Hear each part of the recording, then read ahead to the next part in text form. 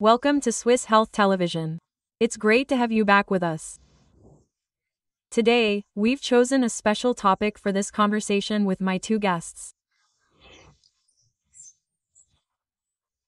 Spikes are a topic that has been with us for several years now, I believe. I don't want to give a number now, because it's been a long process. And these spikes do something in our body, and it's not healthy at all. And they even affect our brain, and solutions are needed for that, because the consequences are unfortunately serious.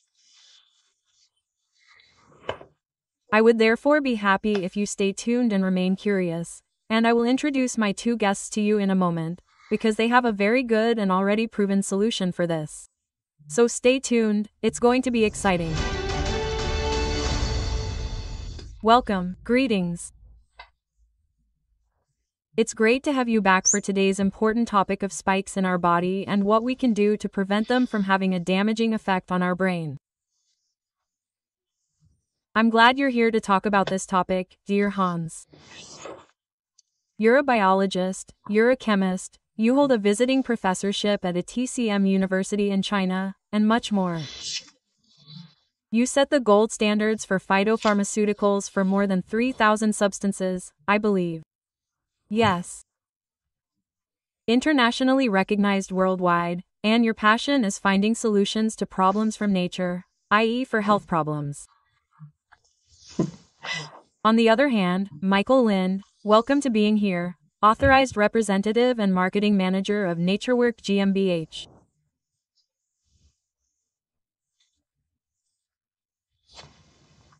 And yes, we are talking about the effects that spikes have on our brain. And I can remember in a preliminary discussion that we had on the topic, I think you mentioned that, because you have a lot of experience with large companies that you have advised or supported, the controls or control departments of production now have to be more heavily staffed than the production itself, because so many mistakes happen there.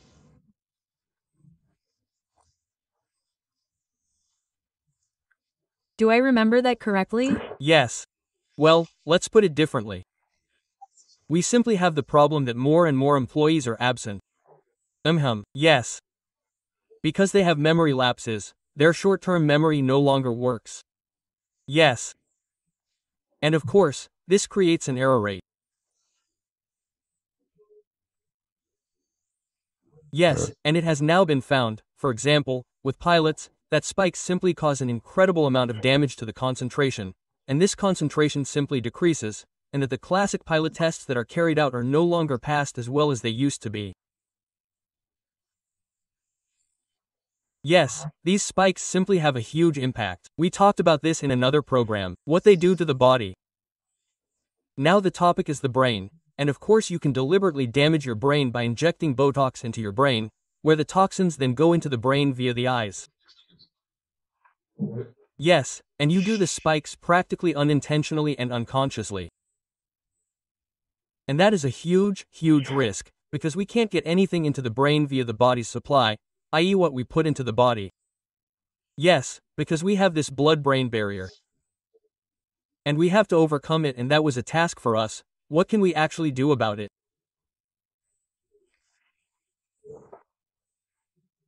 And so we teamed up with leading corona researchers and did research on it together and developed something for it, and we're also able to prove that it actually has success, again using natural products. Maybe I can explain it in a few words so that it doesn't take up too much space.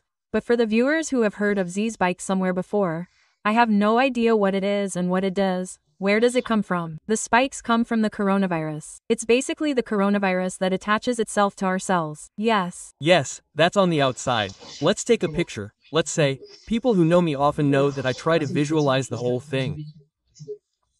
Every one of us knows Velcro. The normal Velcro. It has hooks on its, let's call it, tentacles. That means that no matter where it gets, it holds on somewhere. And exactly the same thing happens with the spikes. These are basically, let's call them, external spines that sit on the surface of the virus, the coronavirus. So coronaviruses are characterized by having these external spines with attachment points. And now of course you have to think about one thing. Normally, in the case of viruses, which is what researchers typically have when dealing with viruses, they usually have a maximum of 2 docking points on human cells.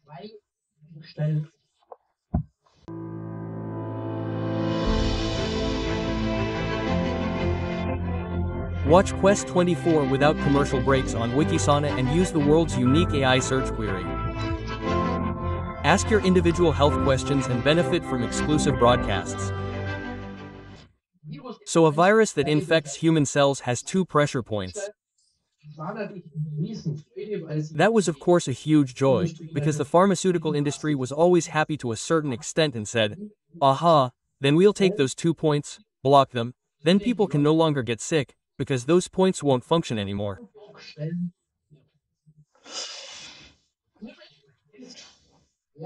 The bad thing about it is that the virus has brought so much news to the entire research world.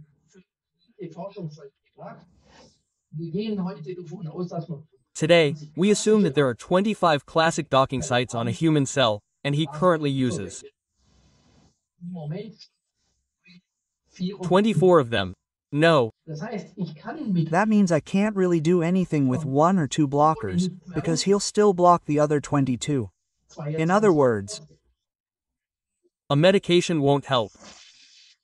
Yes, it's the same as if I put a bar on the front door and put a lock on it, but leave the windows open.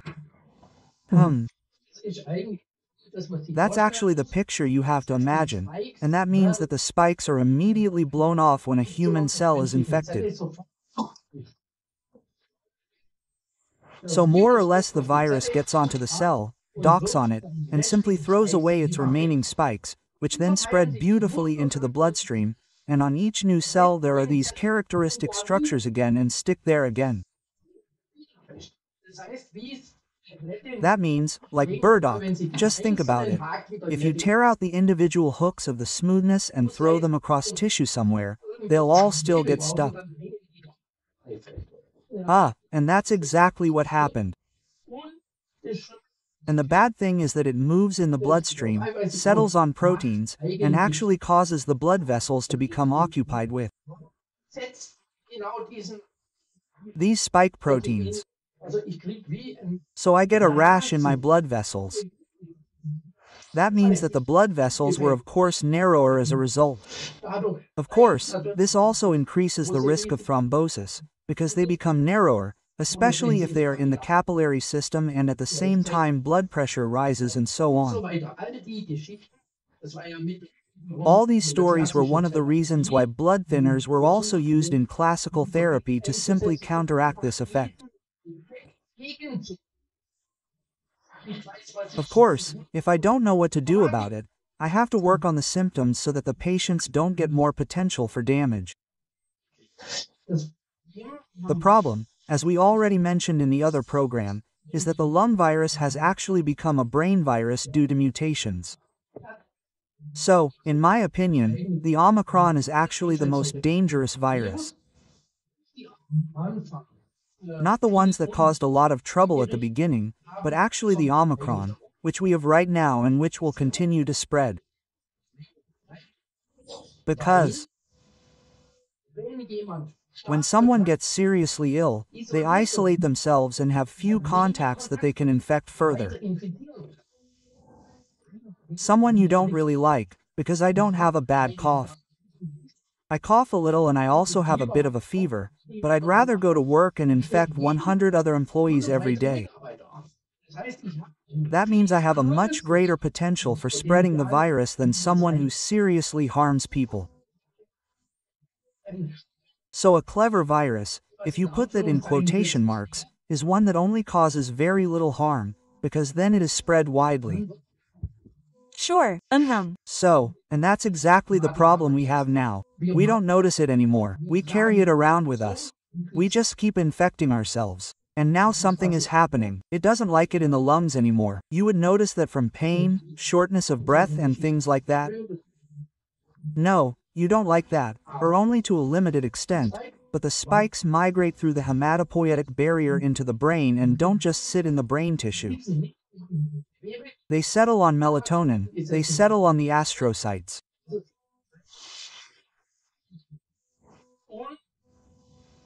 So, they cause endless mischief and also disrupt our red blood cells in terms of elasticity by removing it and can create additional thrombosis risks with their fiber structures.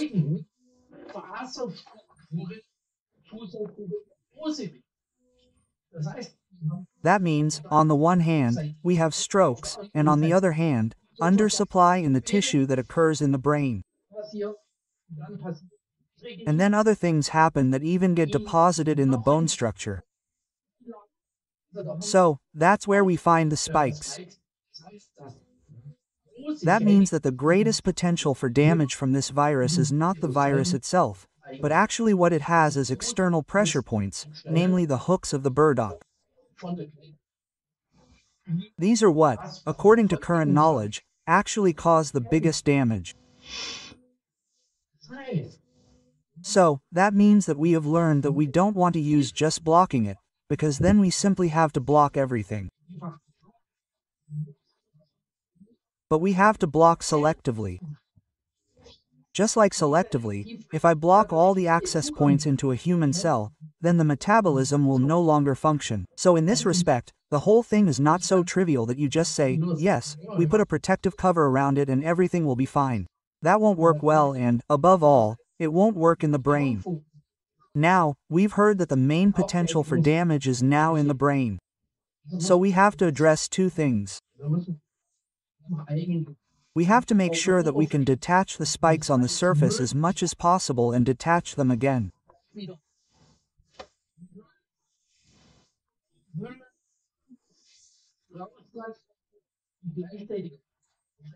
Envelop them, bind them and transport them out, and at the same time cover the surface with certain protective mechanisms so that new adhesion is reduced, so that self-regeneration processes can take place and then these destroyed cells, which really don't function anymore, can also regenerate, i.e. tissue is rebuilt via our stem cell regeneration.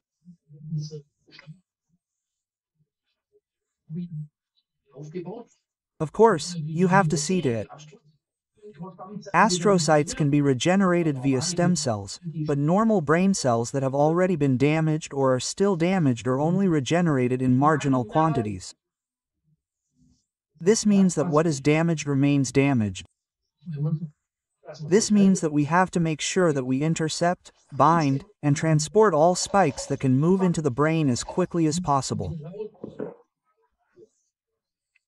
Very briefly, I think there is a statistic that shows how much the brain is damaged per corona infection. Experts talk about 2% of our brain function being damaged, so we lose something irreparably due to an infection. Usually irreparably.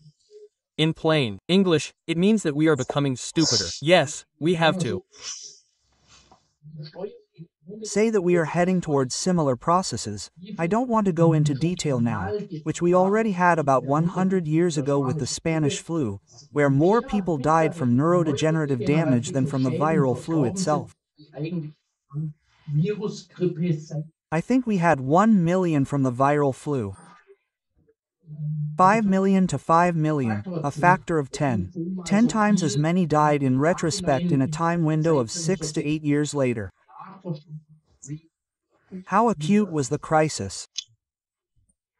Due to medical misjudgment? Yes, how could we have assessed it? Let's put it this way, it was never possible in advance, and we had it again a few years ago. We had never actually been able to recognize the connections when there was such a long period of time between two events, 6 to 8 years. Who thinks back and says, yes, they were all infected 6 or 8 years ago? We have the same story with Jakob Creutzfeldt, right? The history of BSE, where we assume today that infections that occurred 15 years earlier would later lead to death. So this connection.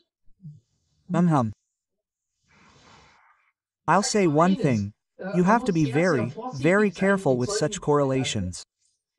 I can determine any correlation with statistical models and say, yes, more people die because this and that happened. Whether there really is a causal connection has to be determined first. And if I don't look for it, I wouldn't be able to determine it either. Let's put it this way, I'm not blaming anyone for that. 100 years ago, people didn't really think in that direction, but rather said, okay, now there's an infection, there's the potential for damage, we can correlate that nicely, done. But when years pass in between and then something happens in the end, it's of course always difficult. And to really attribute everything to that, I have to record that statistically in advance. If I don't have the data, how am I supposed to do that? Well, I'm not blaming anyone, but we should learn from history and say, we've had problems like this before, we should be careful, and the more data we generate, the better statistical models we can use to verify such correlations. So, we don't have to ask the question, how can I intervene in the brain at all? These are stories. When do stories come? Here or there or on the mucous membranes. That means we've more or less thought about it, or these were stories that were mainly used in my team.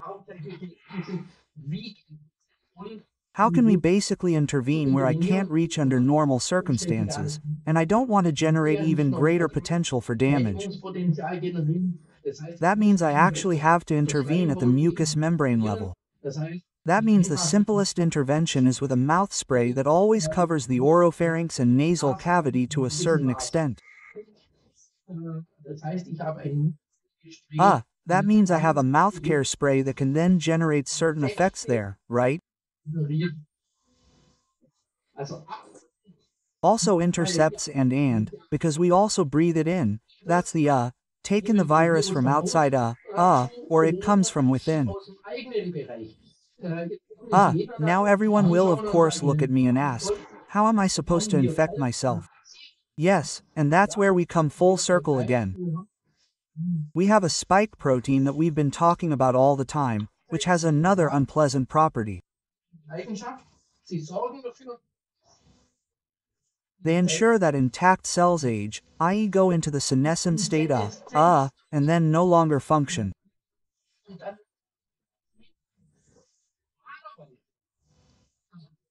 Normally, our body's own autophagy system recognizes such overaged cells and breaks them down and reuses them, right?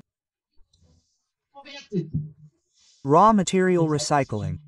Our body is much more capable of recycling than we think. And our mechanisms also work wonderfully, just not with these spike proteins. These spike proteins have a property that we were previously unknown to in this form, namely that the senescent cells are responsible for our autophagy system, which can also be stimulated by fasting, among other things, and recycling through fasting, because the body naturally says, if I can find something to eat somewhere, then I'll just get it. But if I paint over the characteristic structure, this is a picture of me. So I come as a weak protein, say the cell, I'll grab it now and paint over the characteristic structure on the outside, so that the autophagy system can no longer recognize that it is no longer functioning. Then our mechanisms that we have established over millions of years are no longer of any use. This means that this virus has properties that we were previously unknown to. This means that we are actually creating sleeper cells. In which RNA can wonderfully reside. Old vaccine cells can still be found years later. They are located in such senescent cells. Intact viruses are also located in them. There are also proteins in there that are suddenly released again via exosomes and other processes. It's like terrorism in the body.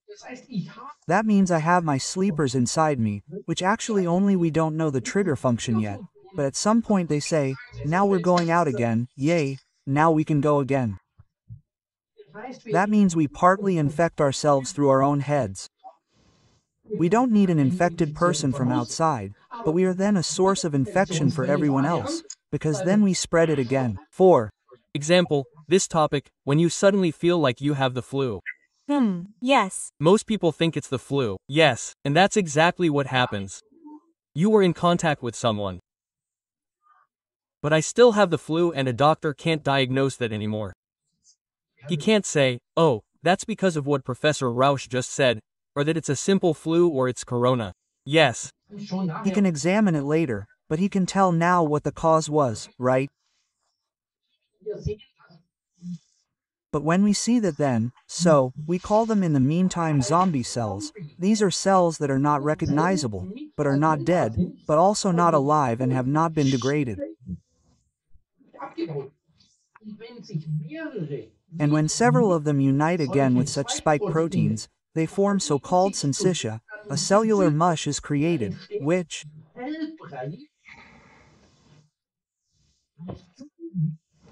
as a zombie, is a wonderful retreat for all this nonsense, and our body cannot defend itself against it because it cannot find them, because the identification marks are painted over. But sometimes coincidences also happen, not only that I always say, sometimes it is also the luck of the fittest, who simply does not give in. And by chance we stumble upon a natural substance, a complex, that suddenly makes the lines visible again. Oh, so what the autoimmune system prevents. We can undo again by these natural substances making this protein structure recognizable again, and then our body can counteract it again. That means again what is always the big basic principle for me. He knows it, and you know it too, because I preach it over and over again. Helping people help themselves. Supporting the body so that it can heal itself. You can't heal or repair it from the outside, but rather getting the body to be put in a condition where it can regenerate itself. So, we get it to be able to fight off such nonsense with the autophagy system. We support it so that afterwards, of course, if you keep pulling the binders, if you follow the molecuson concept, this shortening, that there are always enough binders available.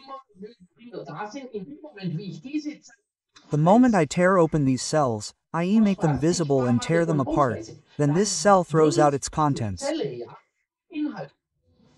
That means I suddenly have something inactivated again. Of course, if I don't get them under control right away or even intact spikes, then I'm just shifting my problem.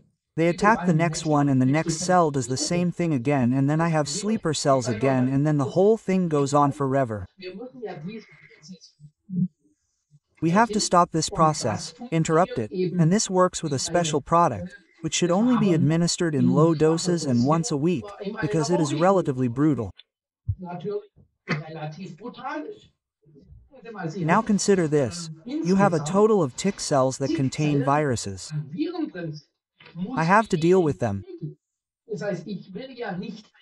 That means I don't want to generate a new infection or reinfection, but I want to catch them as soon as they are out, and I have to do that calmly. That means I can't be too brutal. We've learned that ourselves. The therapists are in constant communication with us and say, oh, with some patients we have to scale back. These are mainly the ones who have relatively high spikes. If you release too much at once, the body has to cope with them.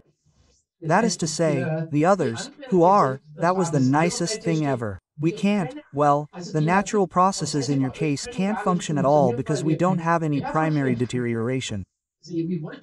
How do you want to? First of all, it's not about illness in the classic sense, and there won't be any primary deterioration because we basically intercept the triggers for these symptoms immediately. How is that supposed to happen? If we do it right, then there won't be any primary deterioration. And if we do have a primary deterioration, then we've actually done our homework wrong, namely we haven't got them all under control. And those are the stories. There is a product, which is then included in this curve. One is a remove, the other is a revive. The remove binds, which is the classic binder, which then properly wraps the spikes and ensures that they cannot be transported to and through the detoxification organs, liver, kidneys, intestines, etc. to the outside. And Revive is the product that selectively targets the zombie cells, and we say once a week at most and then another week of just binding, so that everything is under control, and then again the next week and do that a few times, then we get most of them out. The whole thing works in the brain too. So there is a day spray, mouth spray, and a night mouth spray. The night mouth spray ensures that the normal regeneration processes, i.e. the serotonin-melatonin system, are reactivated, but at the same time released spikes are intercepted. If the glomerular filtration system is not yet extremely damaged, if it is severely damaged, you gain weight later in the day. I always imagine that this plug, which basically prevents the toxins from escaping from the can get out of the brain, which closes it off, that we can lift it up a bit, not we can dispose of it. That would be an illusion. And I'm not someone who wants to talk nonsense, but we succeed through spatial structural changes so that it no longer fits in the front and thus excess pressure is released in the lymphatic system and toxins can get out again and pass into the lymphatic system, so that the body can then continue to process them.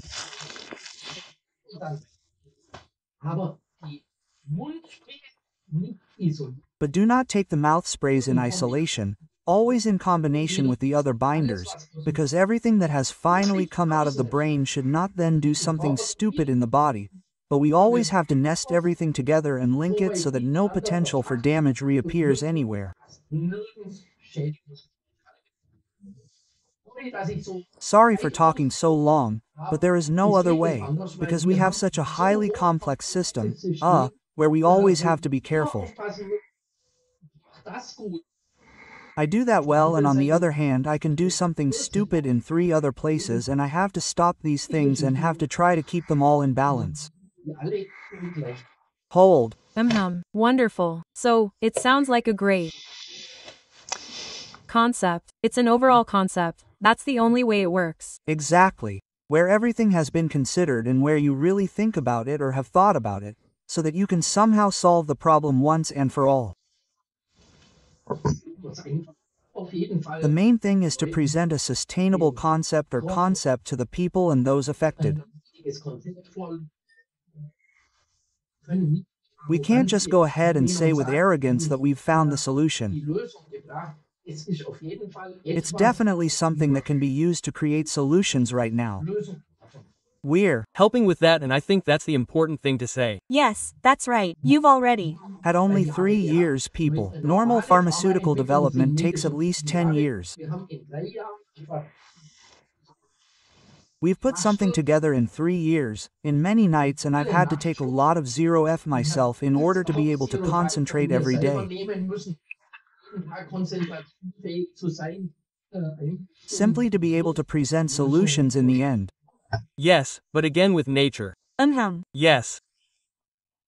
And I think that's the crucial thing in the whole history, that we work with natural products. Yes. And I think many people simply don't understand that. For example, there's such a great example that I love from him, which is this ginseng topic. He says, you have blood pressure, you have to take ginseng. Give yourself a high-quality ginseng product. Then he says, but I have low blood pressure, so I'll give you ginseng. I say, why are you giving us both ginseng? He says, because the ginseng maker recognizes what he has to treat. So, the body recognizes what it needs. The body recognizes what it needs. Yes, and it's fascinating that a product from nature practically addresses both. That's the reason why conventional medicine actually rejects such products, because they say, a classic, please quote, active ingredient, quotes, has one address and works in one metabolic pathway. And now we have a plant that works in exactly 2 opposite ways, but the body knows what it needs. Yes, because it's about to support the body's ability to regulate itself, so that it can fulfill its own aspirations for health and order. To stabilize its own balance again. Exactly. Great. Where can I read more about it, if I can still visit our website at www.naturework.eu. Next year, You can also ask questions on our hotline. We have a therapist hotline, a product hotline, and anyone who wants to know more, so all therapists and doctors can come to us at the NatureWork Academy, where we offer many interesting seminars. And, of course, also as an appeal to family doctors and pharmacists, for example. Because this is a great solution and I think it can help many people. Yes, okay, wonderful. Thank you, my dears, for this informative and comprehensive discussion about this very complex topic of spikes in the brain, a serious threat. Dear Hans Rausch, thank you very much. Dear Michael Lind, thank you very much to you too. I'm looking forward to next time. And wish you much success in your further research. It won't get any less interesting and certainly not boring. Exactly. Thank you very much. Bye. Dear viewers, many thanks to you too. On behalf of my guests, I wish you, as always, health for body, mind and soul. Be mindful, vigilant and loving towards yourself, and please tune in again next time. We always try to find and present solutions for you and for problems that affect us all. Until next time, bye. Thank you very much for enriching your Swiss health television with your attention, QS24. Discover Wikisana and find your safe place for holistic medical content. And if you subscribe to our YouTube channel, you will definitely not miss a new program. Our journey ends now, but yours can continue. Here's a list of further programs for you. I wish you all the best and the very best of health. Yes.